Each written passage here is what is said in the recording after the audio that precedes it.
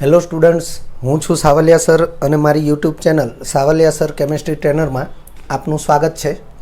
વિદ્યાર્થી મિત્રો, 11th કેમેસ્ટ્રીનું chapter ઉષ્માગતિશાસ્ત્ર, જેના JEE નીટના MCQ સોલ્યુશનનો આ બીજો લેક્ચર છે.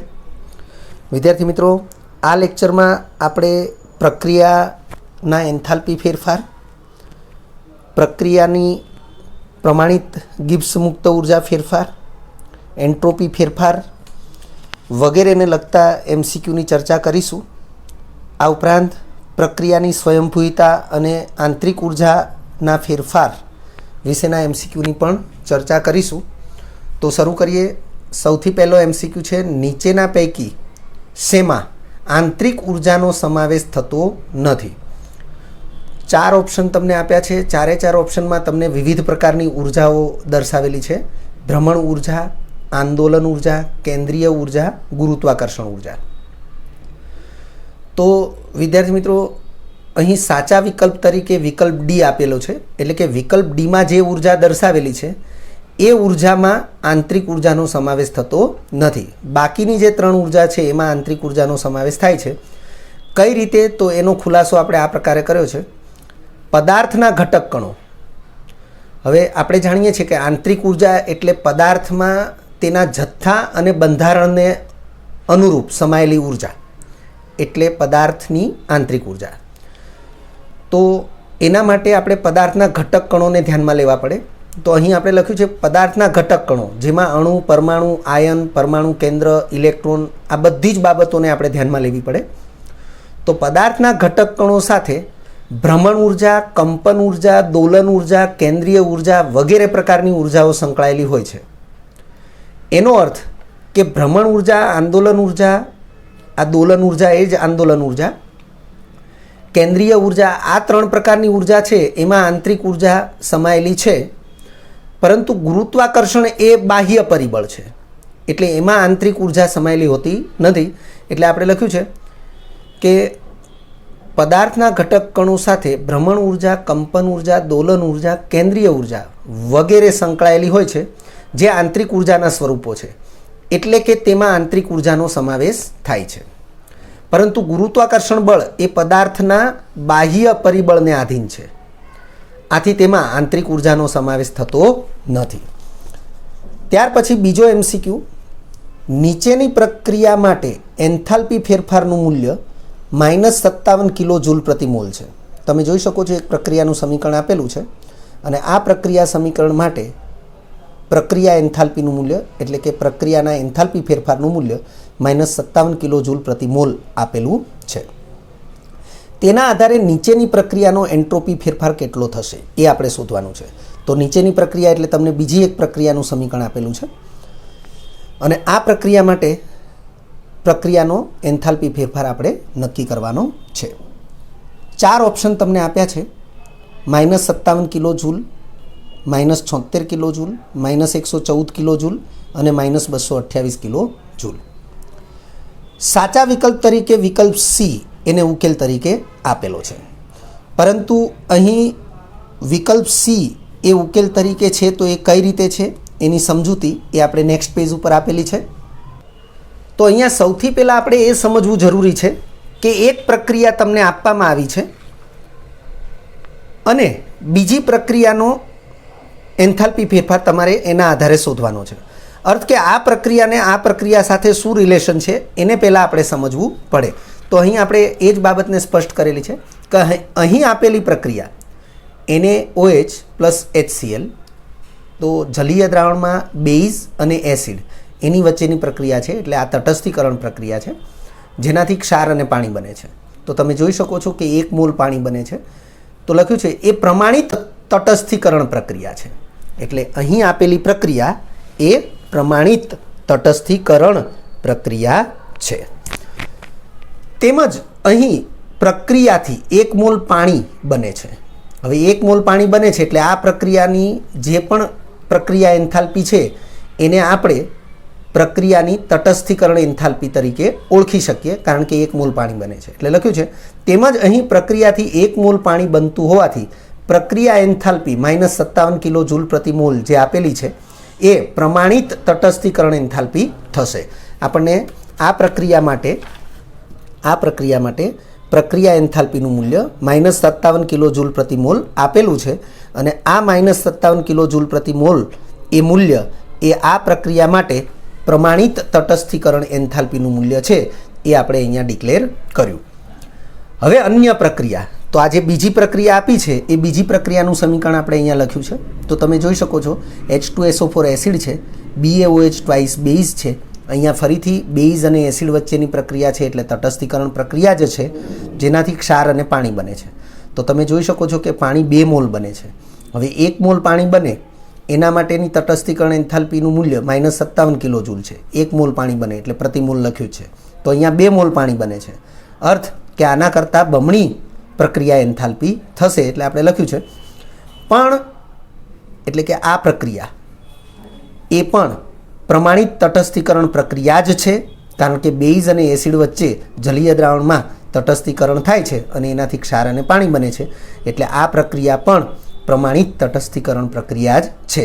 પરંતુ અહીં 2 મોલ પાણી ઉદ્ભવતું હોવાથી આ પ્રક્રિયાનો એન્થાલ્પી ફેરફાર ΔH_R બરાબર 2 ગુણ્યા આ પ્રક્રિયા માટે જે -57 કિલો જૂલ પ્રતિ મોલ છે એ -57, તો 2 ગુણ્યા -57 એટલે -114 કિલો જૂલ એ આ પ્રક્રિયાનો પ્રક્રિયા એન્થાલ્પી થશે, જે આપણને વિકલ્પ સીમાં આપેલું છે. એટલે -114 કિલો જૂલ એ આપણો વિકલ્પ સાચો થશે. ત્યાર પછી ત્રીજા નંબરનો MCQ છે, 6 મોલ ઓક્ટેનના સંપૂર્ણ દહનથી કેટલી ઉષ્મા મુક્ત થશે? 6 મોલ ઓક્ટેન. વિદ્યાર્થી મિત્રો, ઓક્ટેનનું અણુસૂત્ર આપણને આવડતું હોવું જોઈએ. જો કે રકમમાં આપણને આગળ આપેલું જ છે CO2 વાયુ, H2O લિક્વિડ એટલે કે પાણી સ્વરૂપ અને C8H18 ઓક્ટેનનું અણુસૂત્ર છે જે વાયુ સ્વરૂપ. આ ત્રણે પદાર્થોના પ્રમાણિત સ્વરૂપ અહીં આપેલા છે. તો એ પદાર્થોના પ્રમાણિત સર્જન એન્થાલ્પીના મૂલ્યો અનુક્રમે -490 એટલે CO2ની પ્રમાણિત સર્જન એન્થાલ્પી -490, H2Oની -240 અને ઓક્ટેનની +160 અને બધાના એકમો કિલો જૂલ પ્રતિ મોલ એ આપેલા છે. અને આ માહિતીના આધારે આપણે 6 મોલ ઓક્ટેનની સંપૂર્ણ દહનથી કેટલી ઉષ્મા મુક્ત થશે એનો ઉકેલ લાવવાનો છે. 4 વિકલ્પ આપણને આવા આપ્યા છે: -6.22 kilo joule, 37,440 kilo joule, 35,502 kilo joule અને -200 કિલો જૂલ. ઉકેલ તરીકે વિકલ્પ બી એને સાચો આપવામાં આવ્યો છે, પરંતુ કઈ રીતે આનો ઉકેલ લાવી શકાય એને આપણે અહીં ગણતરી દ્વારા જોઈશું. સૌથી પહેલાં 6 મોલને ધ્યાનમાં નહીં લઈએ, 1 મોલને ધ્યાનમાં લઈશું. તો 1 મોલ ઓક્ટેનની દહન પ્રક્રિયાનું સમીકરણ આપણે અહીંયા દર્શાવેલું છે. વિદ્યાર્થી મિત્રો, કાર્બન અને હાઇડ્રોજન એટલે કે હાઇડ્રોકાર્બન સંયોજન, એના દહનથી ફરજિયાત નિપજ તરીકે CO2 અને પાણી આ 2 જ નિપજ મળશે. હવે આ સમીકરણને ધ્યાનમાં લઈએ. આવું સમીકરણ આપણે જાતે બનાવી શકવા જોઈએ કે C8H18 O2 એ દહન માટે વપરાશે. જેટલા મોલ કાર્બન હશે એટલા મોલ CO2 ઉત્પન્ન થશે. જેટલા મોલ હાઇડ્રોજન હશે એનાથી અડધા મોલ પાણીના ઉત્પન્ન થશે, કારણ કે તો જ 9 દુ 18 અને અહીંયા કાર્બનની સંખ્યા 8 એ પ્રમાણે સેટ થશે. ઓક્સિજન પરમાણુની સંખ્યા ગણતરી કરીએ તો 8 દુ 16 અને બીજા 9 એટલે 25 ઓક્સિજન પરમાણુ છે, પરંતુ O2 અણુ બનવા માટે 25/2 કરવું પડશે. 25/2 એટલે 12.5.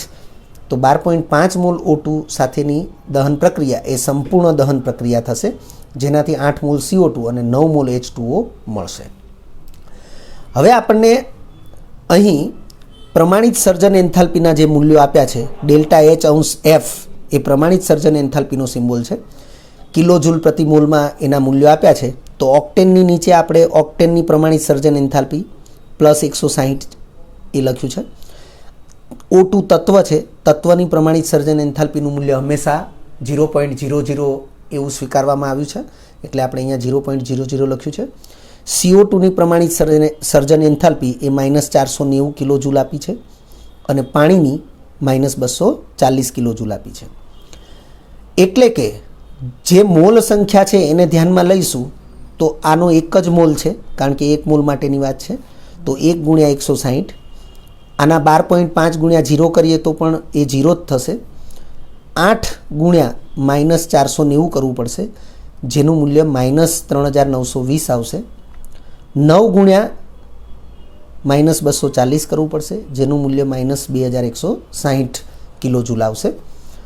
હવે આપણી પાસે આ સૂત્ર છે જે આપણે TTL લેક્ચરમાં પણ કીધેલું છે કે પ્રક્રિયા ઉષ્મા અથવા પ્રક્રિયાનો એન્થાલ્પી ફેરફાર ΔH_R બરાબર આ ઉપર જે નિશાન છે એ પ્રમાણિત સ્થિતિના છે, એટલે આને પ્રમાણિત પ્રક્રિયા એન્થાલ્પી અથવા પ્રમાણિત પ્રક્રિયા ઉષ્મા પણ કહેવાય. ΔH_R બરાબર સિગ્મા ΔH_F નિપજો એટલે નિપજોની કુલ પ્રમાણિત સર્જન એન્થાલ્પી માઇનસ સિગ્મા એટલે કુલ સરવાળો કરવાનો પ્રક્રિયકોની કુલ પ્રમાણિત સર્જન એન્થાલ્પી. તો વિદ્યાર્થી મિત્રો આ નિપજો છે, નિપજોની કુલ પ્રમાણિત સર્જન એન્થાલ્પી એટલે -3920 અને -2160 એ બંનેનો સરવાળો કરવાનો, અને આ પ્રક્રિયકો છે એટલે માઇનસ કરી અને પ્રક્રિયકો તરફ આપણે લખવાનું થાય તો 160 અને 0.0 એનો સરવાળો કરવાનો થશે. તો આ બંનેનો સરવાળો થશે -6080 એટલે કે -6080, અને આ માઇનસ નિશાનીને લીધે આ થશે -160 એટલે અહીંયા પણ ફરીથી સરવાળો થશે અને એ મૂલ્ય થશે -6240 કિલો જૂલ. વિદ્યાર્થી મિત્રો આ ઉષ્મા એ 1 મોલ ઓક્ટેનની દહન એન્થાલ્પી છે. ફરીથી બોલું છું, આ ઉષ્મા એ 1 મોલ ઓક્ટેનની દહન એન્થાલ્પી છે. એટલે આપણે નેક્સ્ટ પેજ ઉપર એને સ્પષ્ટ રીતે લખ્યું છે, તો તમે જોઈ શકો છો નેક્સ્ટ પેજ ઉપર અહીં આપણે લખ્યું છે આમ ઓક્ટેનની દહન એન્થાલ્પી -6240 કિલો જૂલ પ્રતિ મોલ થશે, કારણ કે 1 મોલ ઓક્ટેનની દહન પ્રક્રિયાનો પ્રક્રિયા ઉષ્મા અથવા પ્રક્રિયા એન્થાલ્પી એ -6240 કિલો જૂલ છે, અને તેથી આ મૂલ્યને ઓક્ટેનની દહન એન્થાલ્પી તરીકે ઓળખાવી શકાય, અને દહન એન્થાલ્પી તરીકે ઓળખાવીએ એટલે કિલો જૂલ પ્રતિ મોલ એવું આપણે લખી શકીએ. બીજા શબ્દોમાં કહીએ તો 1 મોલ ઓક્ટેનના દહનથી 6240 કિલો જૂલ ઉષ્મા મુક્ત થશે. વિદ્યાર્થી મિત્રો અહીંયા માઇનસ નિશાની છે, પ્રક્રિયા એન્થાલ્પીનું મૂલ્ય ઋણ હોય તો પ્રક્રિયા દરમિયાન પ્રણાલી ઉષ્મા મુક્ત કરે છે એટલે ગુમાવે છે, એટલે એ સંદર્ભમાં આપણે અહીં આ શબ્દો લખી શકીએ કે બીજા શબ્દોમાં કહીએ તો 1 મોલ ઓક્ટેનના દહનથી 6240 કિલો જૂલ ઉષ્મા મુક્ત થાય છે.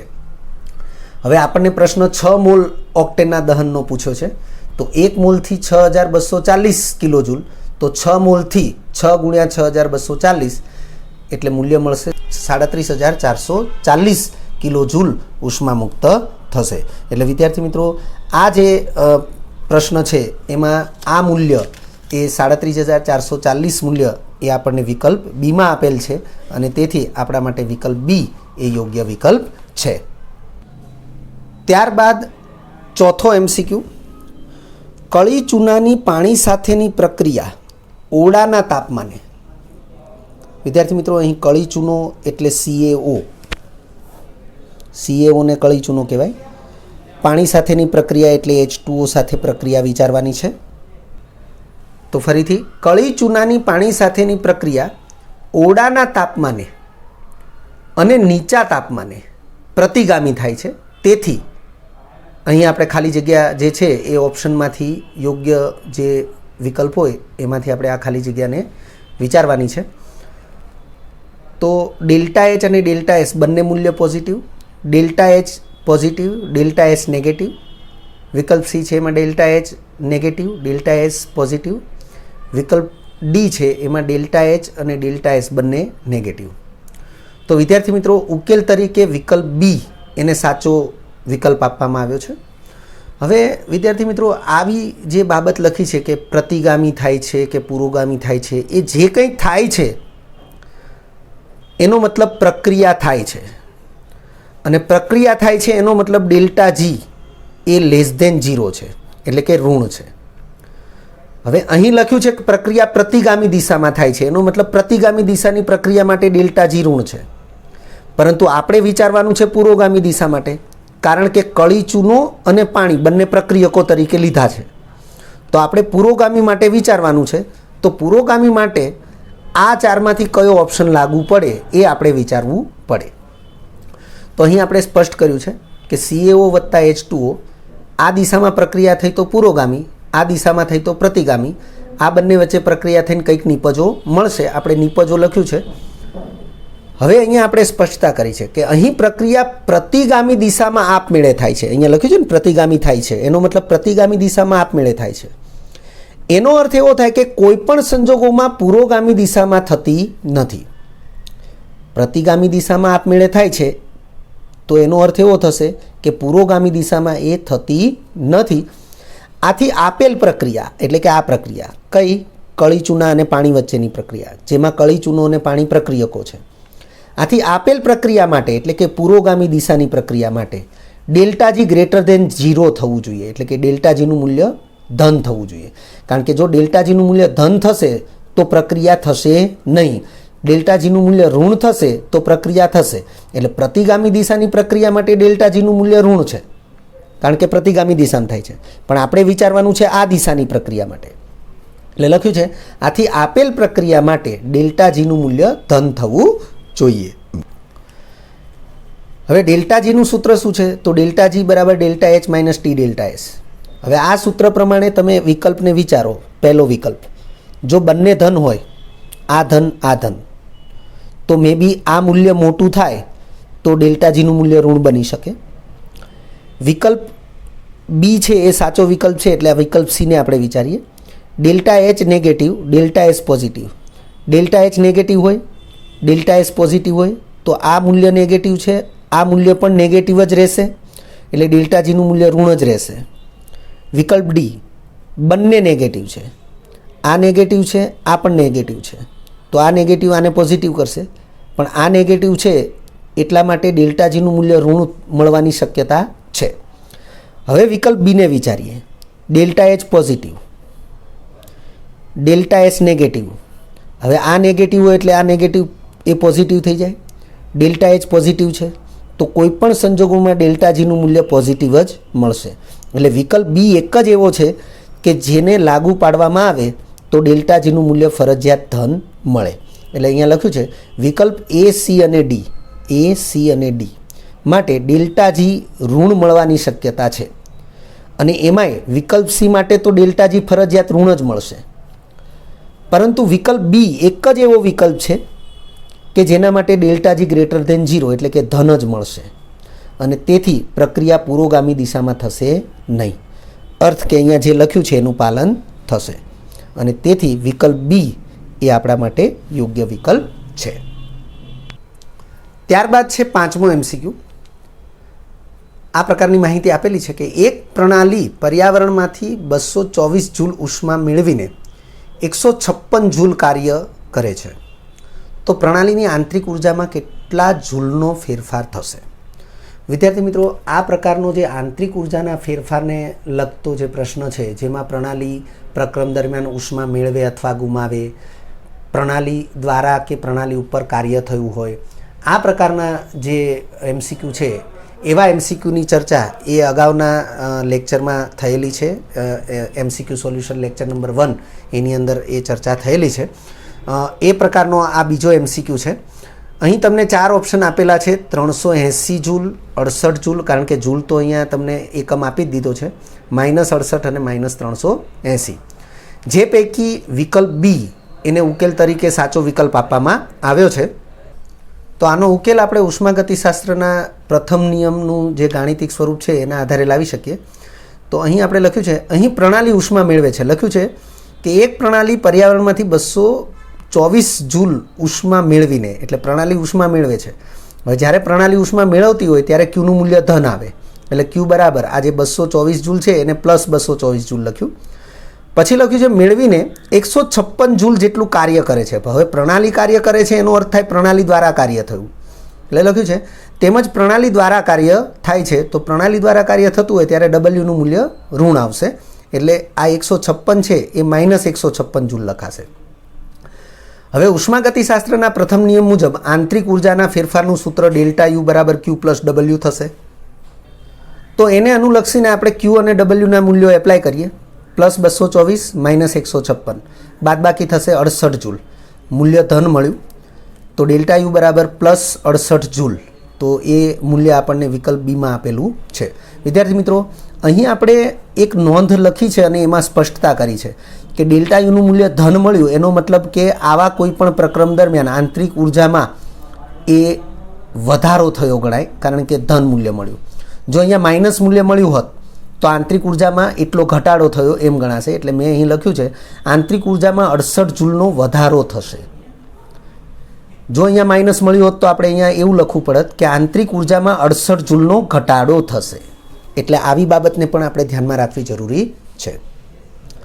ત્યારબાદ 6થા નંબરનો એમસીક્યુ છે, એ મુક્ત ઉર્જા ફેરફારને લગતો એમસીક્યુ છે.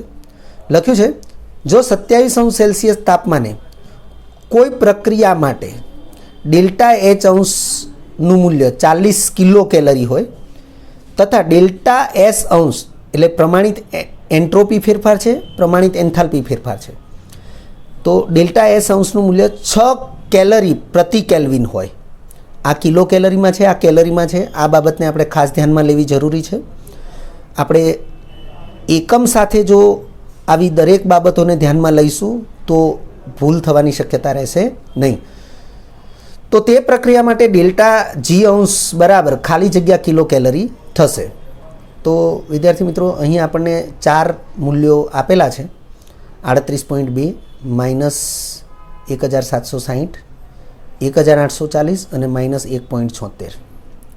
ઉકેલ તરીકે વિકલ્પ એ એને સાચો આપવામાં આવ્યો છે, પરંતુ આ જે ગણતરી છે એ પણ આપણે ડેલ્ટા જી અંશના સૂત્રને આધારે જ કરી શકીએ. એટલે લખ્યું છે અહીં સૌથી પહેલાં તાપમાન તો 27°C આપ્યું છે, તો 27 + 273 એટલે 300 કેલ્વિન તાપમાન થયું. ડેલ્ટા એચ અંશનું મૂલ્ય 40 કિલો કેલરી આપેલું છે, એટલે એ 40 kilo calorie as it is આપણે રાખ્યું છે, એમાં આપણે કોઈ ફેરફાર બતાવેલો નથી. ત્યાર પછી ડેલ્ટા એસ અંશનું મૂલ્ય તો 6 કેલરી પ્રતિ કેલ્વિન આપ્યું છે. હવે આ કેલરી છે ને આ કિલો કેલરી છે, તો કેલરીને આપણે કિલો કેલરીમાં કન્વર્ટ કરીએ એટલે 1000 વડે ભાગવું પડે, તો આપણને મૂલ્ય મળશે 0.006 કિલો કેલરી પ્રતિ કેલ્વિન. હવે ડેલ્ટા જીના સૂત્રથી પરિચિત છીએ. ડેલ્ટા જી બરાબર delta H minus T delta S. પ્રમાણિત સ્થિતિમાં હોય તો ઉપર આપણે ડિગ્રીના નિશાન કરી દઈએ છીએ. ડેલ્ટા એચ અંશનું મૂલ્ય 40 કિલો કેલરી માઇનસ ટીનું મૂલ્ય 300 કેલ્વિન. ડેલ્ટા એસ અંશનું મૂલ્ય 0.006 કિલો કેલરી પ્રતિ કેલ્વિન. એટલે આ કેલ્વિન અને આ પ્રતિ કેલ્વિન એટલે કેન્સલ થશે, તો જે ગુણાકારનું મૂલ્ય આવશે એ કિલો કેલરીમાં જ આવશે. 40 કિલો કેલરીમાંથી 1.8 300 × 0.006 કરીએ એટલે મૂલ્ય આવશે 1.8. તો 40માંથી 1.8 બાદ થશે એટલે મૂલ્ય મળશે 38.2 કિલો કેલરી. એટલે આ પ્રક્રિયા માટે ડેલ્ટા જી અંશનું મૂલ્ય 38.2 કિલો કેલરી મળશે, જે આપણને વિકલ્પ એમાં આપેલું છે. વિદ્યાર્થી મિત્રો, જો તમને આ વિડીયો લેક્ચર ગમ્યો હોય તો લાઇક આપજો, શેર કરજો અને સબસ્ક્રાઈબ પણ કરજો. અગાઉના લેક્ચરનું રિવિઝન અને પાઠ્યપુસ્તકનું વાંચન કરતા રહેજો. આ લેક્ચર અંગે કોઈપણ ડિફિકલ્ટી હોય તો મને વોટ્સઅપ કરી શકાય. આભાર. ફરી મળીશું નવા વિડીયો લેક્ચરમાં.